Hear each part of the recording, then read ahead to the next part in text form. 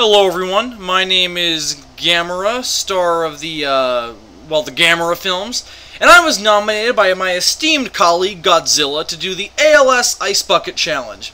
I think it's for a great cause, and as the guardian of the universe, I always try to do my part to help out my fellow man. So with all that said, I'm going to nominate Gorgo, Gappa, and King Kong.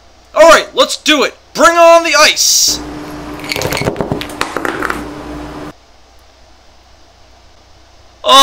Mr. Gamera, are you okay? Just got a text from Godzilla. What does it say? It just says LOL over and over again. Oh my god, somebody call 911.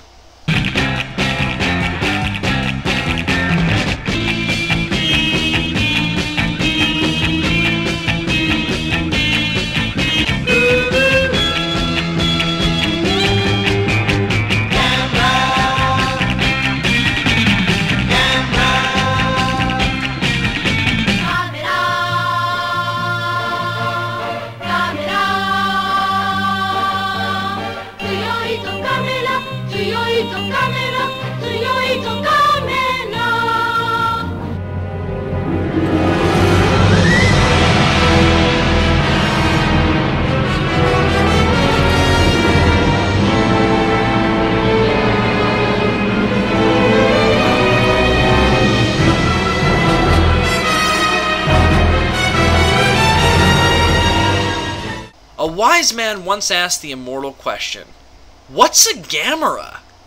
A simple question to be sure. The answer, however, is not nearly as simple, and tends to elicit faces of shock and confusion in those who honestly don't know what a Gamera is. And can you really blame them? Imagine having a casual conversation with someone who randomly brings up something called Gamera. You inquire at the word's meaning, and they look at you with a dead serious expression and say, Gamera is a giant, saber-toothed, fire-breathing turtle who flies by spinning around like a flying saucer, protects children, and depending on the continuity, is genetically engineered by the people of Atlantis. Wow. Not nearly as simple as a dinosaur mutated by radiation, now is it? But regardless of being incredibly bizarre, Gamera has gone on to become one of the most famous and iconic giant monsters in all of cinema. His design and roar are instantly recognizable, his films have played on TV creature features in both his native Japan and stateside since the early 70s, and he's parodied oftentimes in the same context as Godzilla and King Kong, which in my opinion is the true mark of making a dent in the pop culture ether. But the question is, why?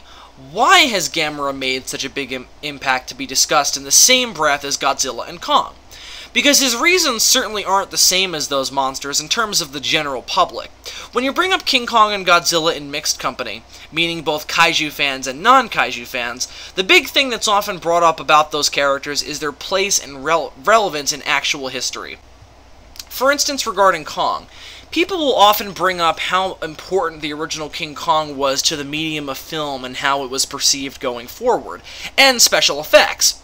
Also, how much of a product of Depression-era America it was. And regarding Godzilla, people almost always mention Godzilla's deep connection to World War II and the horrors of the atomic age. So while I'm not suggesting that those are the only reasons why those characters are so ingrained in the public consciousness, it is a connection they both share in terms of being enormous pop culture icons, and why they are seen that way even by those unfamiliar with them. Gamera doesn't really have that. Sure, the first movie is filled with mentions of the Cold War and nuclear weapons, but those aspects haven't really stuck with Gamera for his half-century career in the same way they did with Godzilla. So if it's not historical relevance, what has made Gamera such an icon? Is it his signature-looking powers? The far more fanciful and campy tone of the Showa Gamera series? The fact that he is the friend of all children? Which, by the way, Gamera, you really ought to get a better title than that, unless you want to end up in the same league as Barney in terms of big reptiles that pal around with kids. Maybe you could call yourself something like, I don't know, the Guardian of the Universe? See, there you go! Well, with all that said, Wait, why did I say all of that? Oh, that's right! In the simplest terms, kids, welcome to Gamera Palooza, in which I will attempt to discuss why I think Gamera has become such an icon, and garnered such a huge following by sitting down and reviewing each of his 12 movies one by one. But before we start that potentially insane task, I want to give a bit of a disclaimer to hardcore Gamera fans who may be watching this. First, I'm one of you. As I'll definitely express in this series, I love me some Gamera. But Gamera is a turtle of a different color than Godzilla with me. I have nostalgia for Gamera movies just as I do with Godzilla, but only for a couple of them, not with the whole series like Godzilla. You see, the Gamera franchise is an interesting one, because it has the rare distinction of having many fans consider the rebooted version to be the definitive version, and superior to the original source material. And I am one of those fans. I think the three Heisei Gamera films, particularly Guardian and Iris, are some of the best monster movies ever made.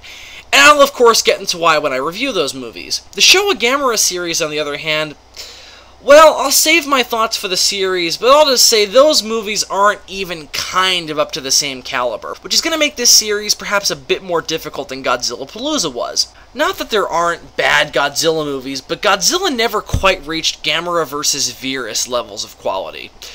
So before we begin, I just want to warn any Gamera fans listening that I am probably going to be way harsher on some of Gamera's lesser entries than I might if I had the same nostalgia for them that I did for some of the crappier Godzilla movies.